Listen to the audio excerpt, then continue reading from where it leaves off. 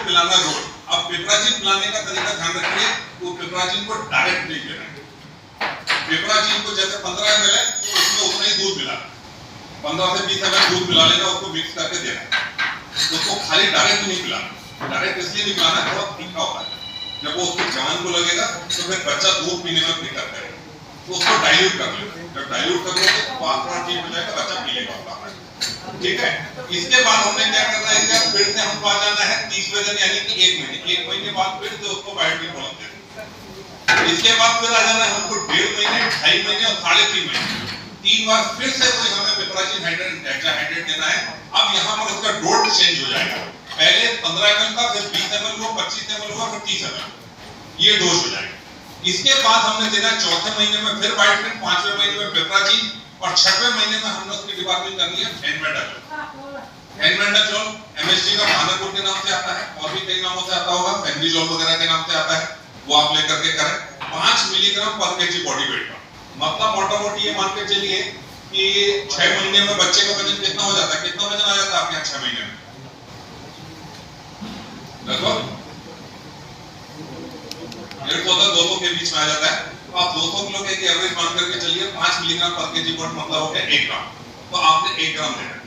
500 milligram की भी गोलियां भी आती हैं, लिक्विड भी आता है, तो आपने 5 मिलीग्राम पर केजी बॉडी वेट के हिसाब से कैलकुलेट करके उसको मुंह के माध्यम से देना है ये। इसके बाद आपने 7वें महीने को उसको लगा देना है आइवरमेक्टिन।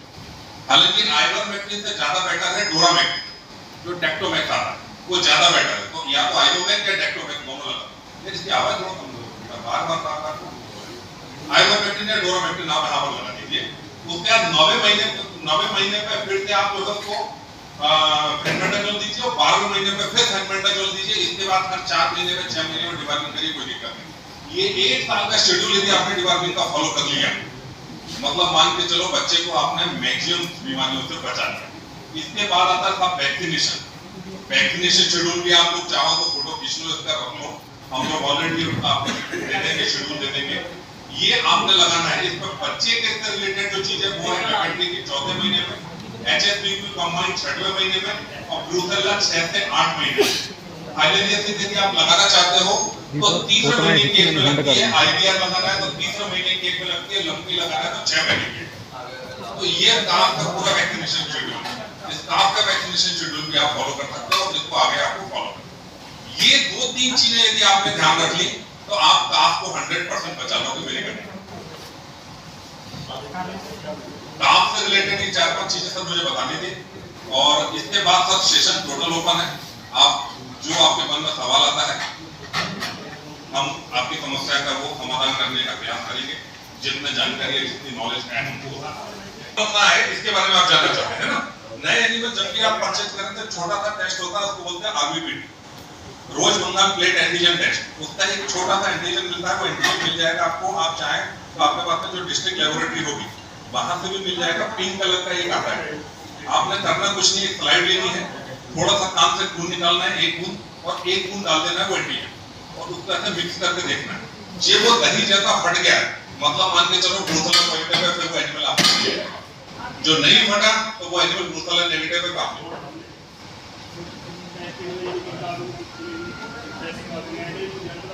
कभी भी कर सकते हो, कोई फर्क नहीं पड़ता, तो पूरे लाइफ टाइम में कभी भी कर सकते हो, कोई फर्क नहीं पड़ता। वैक्सीन ब्रूसेला की वैक्सीन में एक RB51 करके वैक्सीन जो हमारे कुछ समय के लिए आई थी, डिसकंटिन्यू कर दी, वो वैक्सीन इसीलिए आई थी कि हम उसको एडल्ट एनिमल में भी लगा दें। इस वैक्सीन को भी हम एडल्ट एनिमल में लगा दें, लेकिन वो थोड़ा अलग होता है, हाइट पे अंदर लगाना पड़ता है, वो मतलब थोड़ा प्रैक्टिकली सही नहीं है, इसलिए उसको रिकमेंड। तो आप चेक करके एनिमल। हाँ जी सर, बहुत सिंपल सी ट्यूब आती है, एक ऐसा मुड़ी हुई एक ऐसी ट्यूब आती है,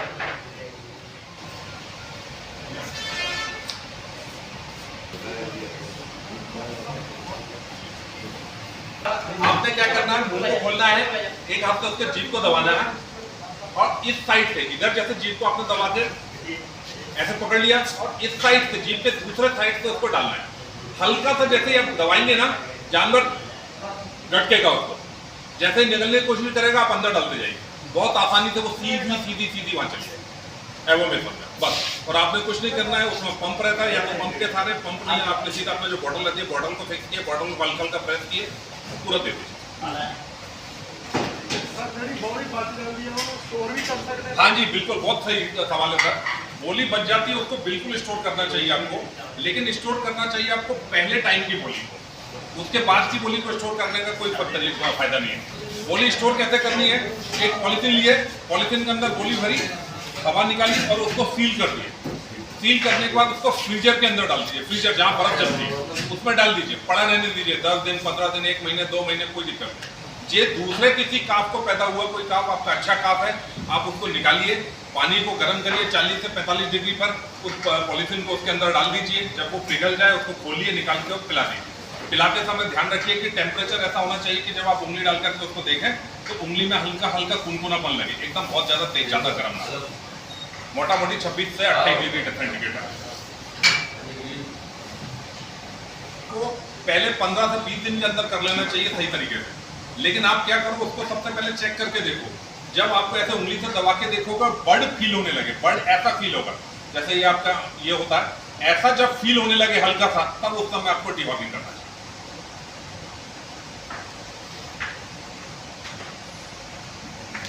बाद आपको वीनिंग कर देनी चाहिए। आप 45 दिन के बाद से दूध कम करना शुरू करिए। देखिए, आप जितना ज्यादा दूध पिलाते रहेंगे काफ उतना कम फीड खाएगा।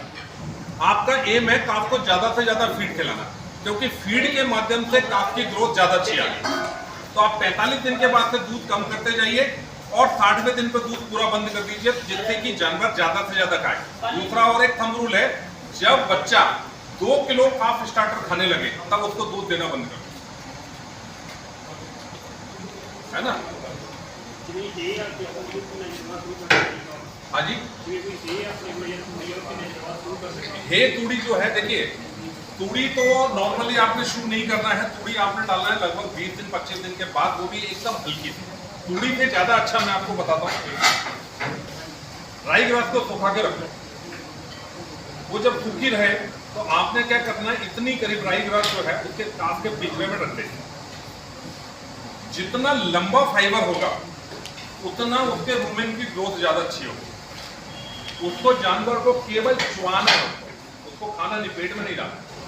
वो जितना चबाएगा उसको, जितना सलाइवेशन बनाएगा उतना उसका रूमेन अच्छा होगा। तो कोशिश करो राई ग्रास को सुखा लो और उसको रखो। आप दूसरे तीसरे दिन से रख दो, कोई दिक्कत नहीं। बच्चा थोड़ा खेलता रहेगा, खेलते खेलते धीरे धीरे खाना चाहिए।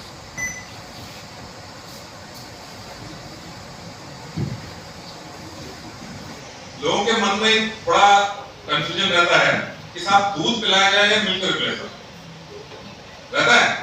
नहीं पूछा किसी ने, पूछो, सवाल आए तो पूछो, छोड़ो मत। कंफ्यूजन खत्म होना जरूरी चीज है। देखो, जब आपका दूध की कीमत ज्यादा है, मिल्क रिप्लेसर की कीमत कम है, आप पैसा बचा सकते हो, तो आपको मिल्क रिप्लेसर पे जाना चाहिए, पहला क्वेश्चन। दूसरा, कुछ चीजें ऐसी होती हैं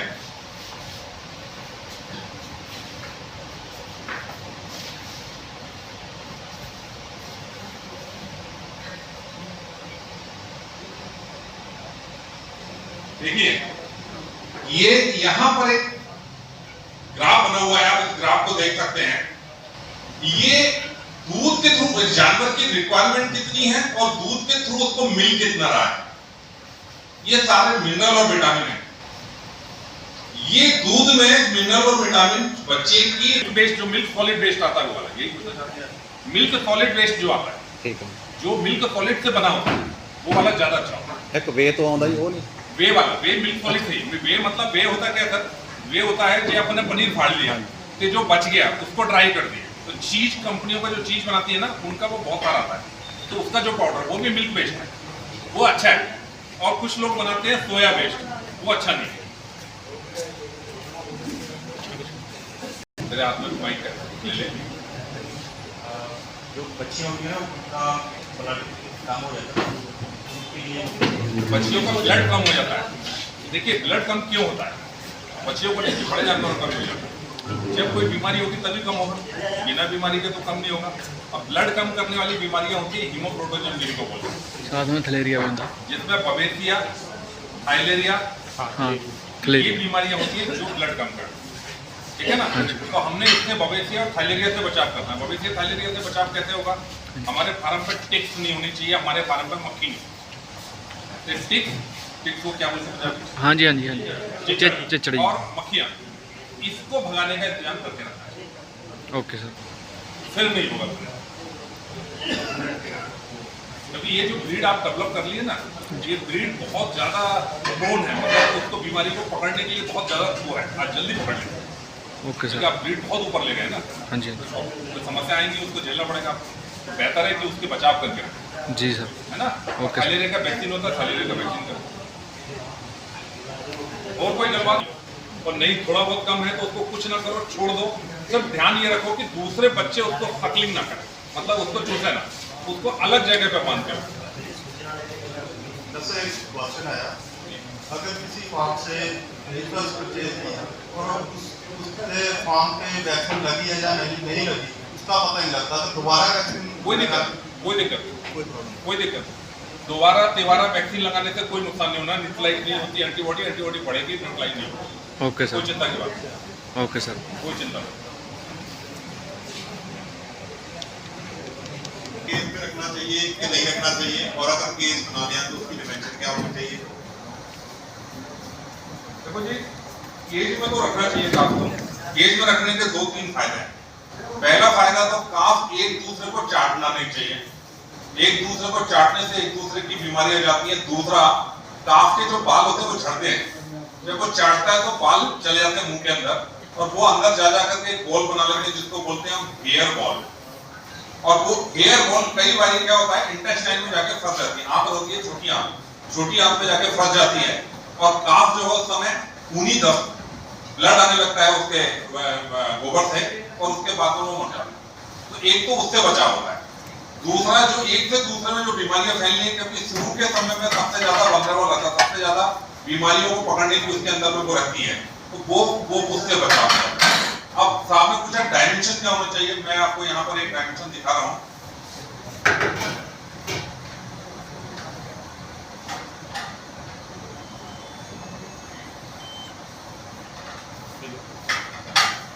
ये परफेक्ट डायमेंशन है। एक हॉलिस्टीन फ्रीजियन काफ जिसका बर्थ वेट लगभग 40 किलो है, उसके लिए आप ये देखो, ये 182 सेंटीमीटर की लंबाई, 122 सेंटीमीटर की चौड़ाई, और लगभग 185 सेंटीमीटर के आसपास में ये इसकी हाइट होना चाहिए, और 71 सेंटीमीटर के ऊपर में इसका पानी का और दूध का बर्तन लगाना। पानी और स्टार्टर, पानी 0 दिन से देना है, पहले दिन से पानी देना, साफ और स्वच्छ पानी देना है फ्रॉम डे 1, डे 0, जब बच्चा पैदा होता है तभी से।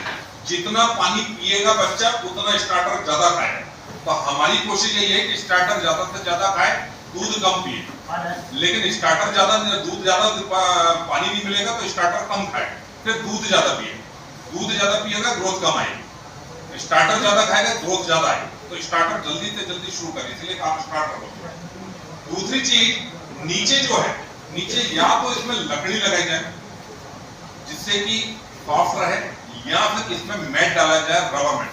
रबर मैट, एक रबर मैट आता है जिसमें बहुत सारे होल रहते हैं, जिसको हम लोग अपने कई रेस्टोरेंट या घरों के सामने में बिछा देते हैं धूल मिट्टी को झटकने के लिए। उस टाइप का जो रबर मैट आता है, गोल गोल गोल गोल होल वाला, वो रबर मैट इसके नीचे बिछाया जाता है। और मैं जो ऐसा बात कर रहा था आपको, आपने पूछा था उसको तूड़ी का होगा, ये देखो ये जो लगा हुआ है ये हेयर है। यहाँ क्या करना है आपको, जो आपने सुखा के रखी हुई है राई ग्रास या बरसीम या लूसन या अल्फाल्फा जो सुखा के रखी है, वो इसके अंदर आपने डालना है, इसको भर देना है। अब आप क्या करेगा, दूध पिएगा, घूमेगा, हाथ को घुमाएगा और थोड़ी सी पीस लेगा। फिर वो जो थोड़ी सी उसके मुंह में रहेगी, उसमें चबाता रहेगा 1 घंटा, 1.5 घंटा, 2 घंटा, वो अंदर चली जाएगी चबाने के बाद। फिर थोड़ी देर बाद लेगा, फिर पीस। अदरवाइज आपने देखा होगा, और एक बढ़िया इंटरेस्टिंग दिमाग में आ गई चीज, बहुत से फार्मों को देखा होगा कि जीपर खास करके पर्टिकुलरली जीप को ऐसे करती रहती है। बहुत लोगों ने कई लोग सवाल पूछते हैं, वो ऐसा करने के पीछे उसका रीजन क्या होता है? उसका रीजन होता है वो फाइबर की डिमांड ज्यादा है, उसको फाइबर चाहिए, और जब फाइबर नहीं मिलता है तो उसके बाद क्या होता है, देखो आप सभी लोगों ने, सारे फार्मर लोग कभी ना कभी गाय को दवाई पिलाई होगी तो गाय की जीभ को टच किया ही होगा। गाय की जीभ को, हमारी जीभ जो होती है चिकनी होती है, गाय की जीभ होती है वो खुरदुरी होती है, उसके ऊपर में पेपला होते हैं, छोटे छोटे पेपला होते हैं। उन पेपला की भी बोलना चाहिए मालिश होनी चाहिए, उनको भी थोड़ी सी खास होती है, उसको भी उसका भी कुछ होना चाहिए। तो जब वो लॉन्ग फाइबर को चबाती हैं तो उसके बाद उनके पेपला और तेज हो जाते हैं, जो जीभ के जो पेपला हैं। तो जीभ के पेपला जितने तेज होंगे उतना ही एनिमल सलाइवेशन ज्यादा करेगा। एनिमल सलाइवेशन करेगा तो उसका बफरिंग एक्शन अच्छा होगा, मतलब रूमेन का पीएच मेंटेन रहेगा। तो इसीलिए उसको जैसे जब भी कहीं यदि आप हीपर में इस टाइप का कुछ देख रहे हैं, टंग रोलिंग का केस देख रहे हैं, तो वहां पर आपने क्या करना है, सीधा पराली बॉल जो होता है पराली बड़ी बड़ी वो डाल देना उसको खाने के, ठीक है, राइट सर। और सर एक छोटा सा सेशन है, आप बीजीएम मास्टाइटिस के 4 महीने के बाद, 4 महीने के बाद जब उसका रूमेन डेवलप हो जाए, आपने साइलेज तब खिलाना है, उसके पहले साइलेज नहीं खिलाना है। आप उसके पहले साइलेज खिलाएंगे तो होगा कुछ नहीं, कुछ पेट में जमता जाएगा और रूमेन की कैपेसिटी को कम करेगा। केज में देखो ये थोड़ा भिन्न मत है। नॉर्मली 1 महीने मिनिमम केज में रखना चाहिए, उसके बाद में 7 से 8 के ग्रुप में रखना चाहिए। ग्रुप में रखने के अपने अलग फायदे होते हैं। तो आप कोशिश करो, ये देखो ये ग्रुप है, तो आपने करना क्या है कि 2 सप्ताह के बाद मोटा मोटी उसको ग्रुपिंग स्टार्ट कर देना शुरू कर देना चाहिए। 2 सप्ताह से 4 सप्ताह, मतलब आपने मोटा मोटी 15 दिन 1 महीना रख लिया केज में, और उसके बाद निकाल के आप जाए छोटे ग्रुप में। ग्रुप में आपको नीचे बेडिंग बहुत अच्छी होनी चाहिए। ये देखो यहाँ कितनी बढ़िया बेडिंग की हुई है, ये जो बेडिंग है उसकी है आपकी पराली बिछाई हुई, तथा पराली बिछा के बढ़िया सी बेडिंग करके उसको रखना। 7 से 8 एनिमल, 10 एनिमल से ज्यादा बड़ा ग्रुप नहीं होना चाहिए। उस ग्रुप में आप रखो। आप सामने में क्या करो, सामने में यहाँ पर जो है आप लगा दो उसका दूध पीने वाले जाली लगा दो, उससे दूध पीते रहो।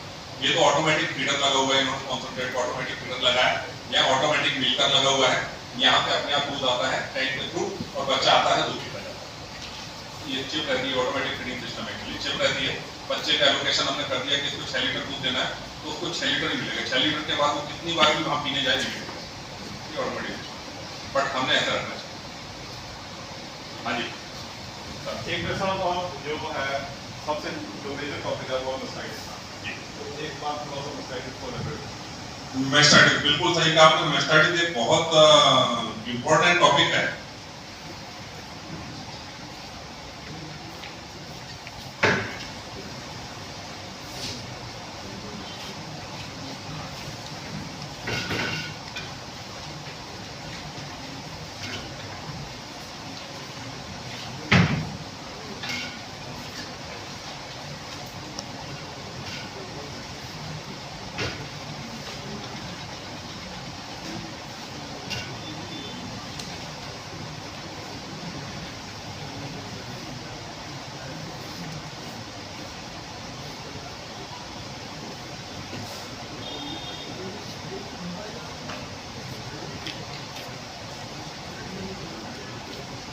तो मैस्टाइटिस की बात करी, देखो मैस्टाइटिस पहली तो चीज कोई बीमारी है ही नहीं। मैस्टाइटिस किसी बीमारी का नाम नहीं है। मैस्टाइटिस है मैनेजमेंटल सिंड्रोम। मैनेजमेंटल सिंड्रोम का अर्थ है आपकी फार्म मैनेजमेंट में की गई बहुत सारी गलतियों का सम्मिश्रण, बहुत सारी गलतियों को एक साथ मिला के रख दिया जाए तो वो मैस्टाइटिस है। क्या क्या मेजर गलतियां आपकी मैनेजमेंट में होती है जिसके कारण मैस्टाइटिस होती है? पहली गलती साफ सफाई अच्छे से ना रखना। साफ सफाई जानवर के रहने के स्थान के से ज्यादा बड़ी साफ सफाई। मैं बोलता हूँ यदि आपका जानवर, आप बोलते हैं ना कई बार लोग बोलते हैं कि साहब हमने कच्चा रखा हुआ है, बारिश के समय वहाँ कीचड़ हो जाती है, गीला हो जाता है, कोई फर्क नहीं पड़ता, पड़ा रहने वाली उनको, वो उससे मैस्टाइटिस नहीं आने वाली, वहाँ कोई भी बैक्टीरिया ग्रो नहीं करता। मैस्टाइटिस आती है आपकी जो मिल्किंग मशीन है, उस मिल्किंग मशीन की सही से अच्छे से साफ सफाई ना होने के, आपने उसकी साफ सफाई पर ध्यान ज्यादा देना। आप सभी लोग मेरे ख्याल से मिल्किंग मशीन पार्लर यूज कर रहे होंगे। आप में से वो लोग केवल हाथ खड़े करो जो मिल्किंग मशीन या पार्लर को एसिड से एटलीस्ट सप्ताह में एक बार साफ करते हैं। आप करते हैं सर? सबके लिए तालियां बजाइए, बहुत जरूरी है। सब लोग तालियां बजाइए सर के लिए कि सब सबसे अच्छा काम करें। साहब 3 दिन में एक बार 2 तरह के सॉल्यूशन आते हैं मशीन को क्लीन करने के। एक कहलाता है बेसिक, एक कहलाता है एसिड। बेसिक जो होता है उसका पीएच 8.5 के ऊपर होता है, एसिड होता है उसका पीएच 4.5 से 5 होता है। साथ जो मिल्क होता है, मिल्क के कास्ट, कैल्शियम जो मिल्क के अंदर रहता है वो जम जाता है आपके रबर कार्ड के ऊपर, आपके ट्यूब्स के अंदर। वहां पर जाकर के बैक्टीरिया बैठता है। कौन सा बैक्टीरिया बैठता है? ई कोलाई, कोलीफॉर्म बैक्टीरिया, वो यहाँ जाके बैठता है और वो बैक्टीरिया जाकर के वापस से आपके एनिमल को इन्फेक्ट करता है और उसमें मैस्टाइटिस फैलाता है।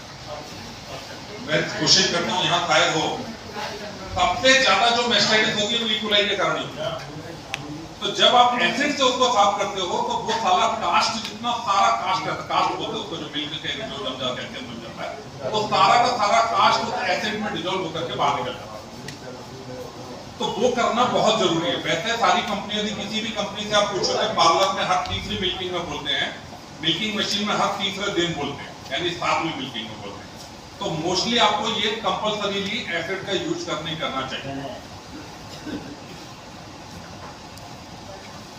देखो सर, जो हाइजीन से रिलेटेड प्रॉब्लम है, जो मैंने बोला कि मैनेजमेंटल इशू, देखो शेड की हाइजीन, पैडॉक मतलब जो खुला एरिया उसकी हाइजीन, मिल्कर की हाइजीन, मिल्किंग के पहले की हाइजीन, मिल्किंग के बाद की हाइजीन, हाइजीन सकलिंग जब काम कर रहा है तब की हाइजीन, और टेस्टिंग जब रेस्ट में एनिमल बैठा हुआ है, क्यूबिकल पे है या जमीन पर बैठा हुआ है तब की। आपने 3 चीज आप ध्यान रखो। एक तो काम करना है आपने कि सप्ताह में एक बार कम से कम फॉर्मुलिन 5% का स्प्रे पूरे फार्म पे करना है, एक। दूसरा, पोस्ट डिप, मिल्किंग के बाद में टीथ डिप कंपलसरी करना ही करना है, चाहे कुछ भी हो। ये 2 चीजें। तीसरी चीज, जब आप मिल्किंग के टाइम पे थनों को धो रहे हो तो आप कोशिश करो थनों को सुखा लो। जब हम पानी से थन धोते हैं वहां मॉइस्चर जमा होता है। अब मॉइस्चर जहां बैठा, तो जब हम मशीन लगाए तो मशीन के अंदर यदि किसी प्रकार का कोई बैक्टीरिया था तो वो मॉइस्चर के सहारे उसके थन में आ गए, थन के बाहरी हिस्से में। और जब हम मिल्क निकाल रहे हैं, जब मिल्क निकालते निकालते अचानक से हमने मिल्क बंद किया तो एक कैपिलरी सिस्टम डेवलप होता है। मतलब जैसे आप कभी मोटरसाइकिल में पेट्रोल खत्म हो जाता है, हम लोग का कॉलेज के टाइम में बहुत होता था, तो एक पाइप रखते थे, तो पाइप डाल करके सक करके पेट्रोल निकाल लेते थे। सेम वही सिस्टम है कि जैसे आपने सक किया, एक कैपिलरी सिस्टम बना और उसके सहारे तो अपने आप ऑटोमेटिकली पेट्रोल आना शुरू हो गया। सेम वही स्थिति रहती है थन में। जब थन से हम अचानक दूध निकाल रहे हैं, अचानक बंद कर देते हैं तो थन सारी चीजों को पीछे तक करता है। तो जो बैक्टीरिया उस थन के ऊपर में चिपके हुए थे, मॉइस्चर के कारण आ गए थे, वो उसको उठा करके अपने अंदर में, अडर के अंदर में सक कर लिया और अडर के कॉर्नर में जाकर के ये बैक्टीरिया बैठ जाता है। 3 बैक्टीरिया रहते हैं जो अडर के कॉर्नर में बैठे रहते हैं, जिसमें पहला है स्टेफाइलोकोकस ए गैलेक्सिया, दूसरा है ई कोलाई, एस्चेरिचिया कोलाई, और तीसरा है क्लॉस्ट्रिडियम प्रेफरेंस। ये 3 बैक्टीरिया हैं जो अडर के अंदर बैठे रहते हैं और दूध के सहारे भी बाहर नहीं निकलते, और आपने जो इंट्रा मेमोरी डाल रहे हो उसका भी कोई असर नहीं। और ये 3 सबसे गंदे बैक्टीरिया हैं, जिसमें ई कोलाई यदि मैस्टाइटिस आएगी तो क्या होगा, जैसे आप थन से जब निकालते हैं तो हल्का पानी पानी आएगा, अडर में स्वेलिंग आएगी और 2-3 दिन आप दवाई दोगे ठीक हो जाएगा। वहीं ए गैलेक्सी आया तो वो क्या करेगा, आज इस थन में आया, दवाई दिए ठीक हो गया, 10 दिन बाद दूसरे थन में आ गया, दवाई दिए ठीक हो गया, 10 दिन बाद तीसरे थन में, ऐसा घूमता रहेगा गोल गोल और कभी खत्म नहीं। क्लॉस्ट्रिडिया आया तो वो क्या करेगा, अचानक से तेज सोच करेगा, एनिमल आधे घंटे के अंदर अंदर हार्ड हो जाएगा, पत्थर जैसा हार्ड हो जाएगा, एकदम पानी आने लगेगा। 50 लीटर का भी एनिमल था तो थन से 100 ml से ज्यादा पानी नहीं आएगा और एनिमल पूरा पूरा सूख जाएगा, बुखार आएगा, एनिमल बैठ जाएगा, कई बार एनिमल मर जाएगा। ये 3 अलग अलग बैक्टीरिया, और तीनों बैक्टीरिया आ रहे हैं आपके शेड से। ई कोलाई जो बैक्टीरिया आ रहा है वो आ रहा है आपके रहने की जगह से, शेड से, जहां फॉर्मुलिन इसमें मारते उसको खत्म करते। एक गैलेक्सी आ रहा है अपनी मशीन से, मशीन को एसिड के थ्रू वॉश करने के बाद उस बैक्टीरिया को खत्म करता है। क्लॉस्ट्रिडिया आ रहा है आपका शेड के जो पोल लगे हुए हैं, आपकी फीडिंग लाइन के जो पाइप लगे हैं, वहां जहां जहां जंग लगी हुई है वहां आप लोगों ने एक चीज सुनी होगी, आप बोल रहे हो इस चीज को, कई बार जैसे पैर कट जाता लोहे से तो हम टिटनेस का टीका लगाते है ना, और बोलते हैं यार लोहे तक चोट लगी है, टिटनेस का टीका लगाना जरूरी है। क्यों? आपने सोचा क्यों? लोहे में ऐसा क्या है, जो लोहे में जंग लगी है वहां पर क्लॉस्ट्रिडिया बैठा होता है, क्लॉस्ट्रिडियम टिटेनी, वो बैक्टीरिया का नाम है, वो बैठा होता है। तो क्लॉस्ट्रिडियम टिटेनी बैक्टीरिया हमारे अंदर घुस गया तो हमको टेटनेस हो जाएगा, इसलिए हम टेटनेस का वैक्सीन लगवाते। सेम स्थिति एनिमल के साथ है, वहां बैठे हुए क्लॉस्ट्रिडियम प्रेफरेंस, जो काफ में डायरिया भी कॉज करता है और इसमें मेस्टाइटिस भी कॉज करता है। तो आपने फॉर्मिन का स्प्रे अपने शेड पे जहां जहां पाइप और लोहे के आइटम्स हैं जो जंग लगे हुए हैं या बहुत पुराने हो जाता है, जंग लगती है थोड़ी बहुत, वहां सारे पर फॉर्मिन कर देना कम से कम महीने में। तो ये 3 बैक्टीरिया से आपको छुटकारा मिलेगा जो मेजर मेस्टाइटिस से वापस कंट्रोल। और एक दो चीज मेस्टाइटिस से रिलेटेड मैं आपको बता देता हूं,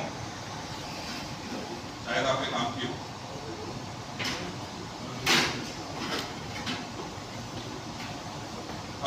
CMT मोटा-मोटी 15 दिन में एक बार जरूर करना चाहिए, ये बहुत जरूरी है।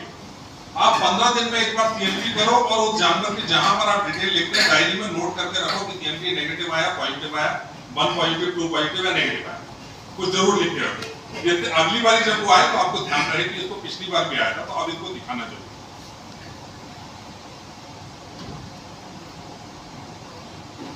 ये डिफरेंट टाइप के टेस्ट हैं, बहुत सारे तरीके के टेस्ट होते हैं, और इसमें नहीं जाते।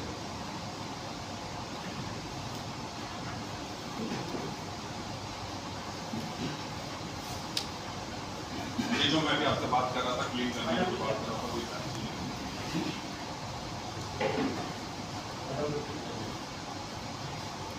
मिल्किंग मशीन कैसे लगानी चाहिए उसका है।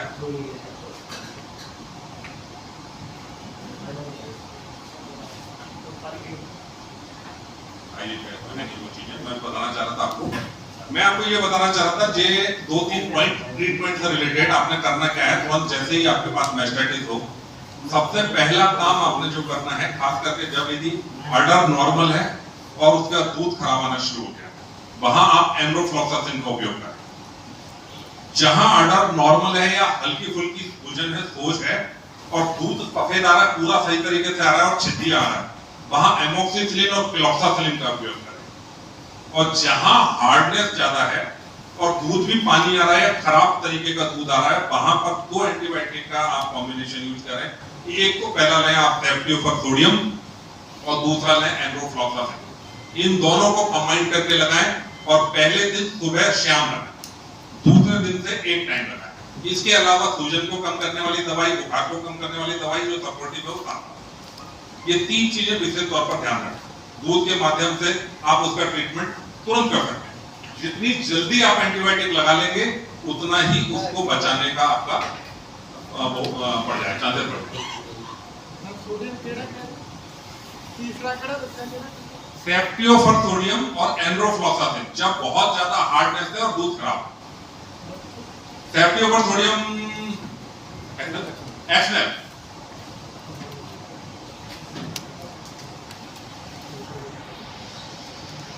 ठीक है सर एक बात और भी है जी।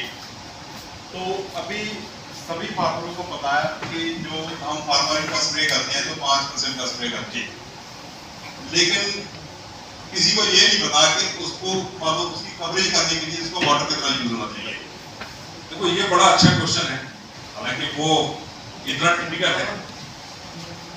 आपने एक थंब रूल की बात करते हैं, थंब रूल पे चलते हैं। जब आपने 5% फार्मलिन, 5% फार्मलिन मतलब जो आप फार्मलिन खरीद के लाते हैं वो होता है 40% फॉर्मेल्डिहाइड का सॉल्यूशन। उसका 5% बोले तो 10 लीटर पानी में कितना हो गया आपका 5%। आधा लीटर डालना है आपको 10 लीटर पानी के स्प्रे में, और आपने उसको ऐसा करना है कि वो जगह गीली हो जाए, मतलब गीली दिखनी चाहिए आपको। आप ऐसी जगह देखा है कि वो लेते हैं इसमें को और बस ऐसे ऐसे मारते हुए चले जाते हैं, वो कोई काम नहीं, आप पैसा बर्बाद कर रहे हो। 10 लीटर से पूरे शेड पे निकाल देते हैं। ना निकल ही नहीं सकता, निकल ही नहीं सकता। 10 लीटर पानी बस सिर्फ इतने बड़े एरिया के लिए बहुत है मेरी।